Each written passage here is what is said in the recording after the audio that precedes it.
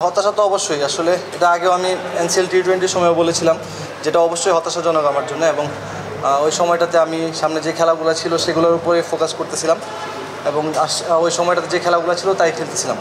But আসলে ওই হোপটা ছিল যে হয়তো একটা অপরচুনিটি আসতে পারে, সেটা যখন আসছে তখন অবশ্যই ভালো লাগতেছে এবং একটা অপরচুনিটি নতুন করে আবার ভালো খেলার এবং ভালো খেলার সুযোগ এখানে যদি থাকে, এখানে ভালো খেলতে পারলে অবশ্যই সামনে ভালো সুযোগ আসবে। একটা ফ্র্যাঞ্চাইজি ক্রিকেটে হয়তো বা একটা টিম যখন মোমেন্টাম না পায় তার জন্য একটু ডিফিকাল্ট হয়।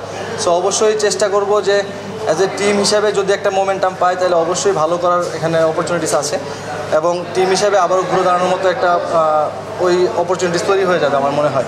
বাট যদি আমি সুযোগ পাই, আমার ইচ্ছা আছে যেটা যে আমি টিমকে আমার 100% দেওয়া এবং যতটুকু টিমকে কন্ট্রিবিউট করে ম্যাচ জেতানোর অবদান রাখা যায়। একটা প্লেয়ারের একটা ইয়ার বা একটা সিজন খারাপ যাইতে পারে, সো ওইটা নিয়ে আমি একেবারেই চিন্তিত না। আসলে আমি চিন্তা করতেছি যে যখনই অপরচুনিটিস আসবে তখন অবশ্যই ভালো খেলার, যখন সুযোগ পাবো চেষ্টা করব টিমকে কন্ট্রিবিউট করার এবং আমার নিজের পারফরমেন্সের দিকে অবশ্যই আমার সেই ফোকাসটুকু থাকবে যে আমি যতটুকু ভালো এখানে করতে পারবো, নেক্সটে আমার ডোরগুলো ওপেন হতে থাকবে।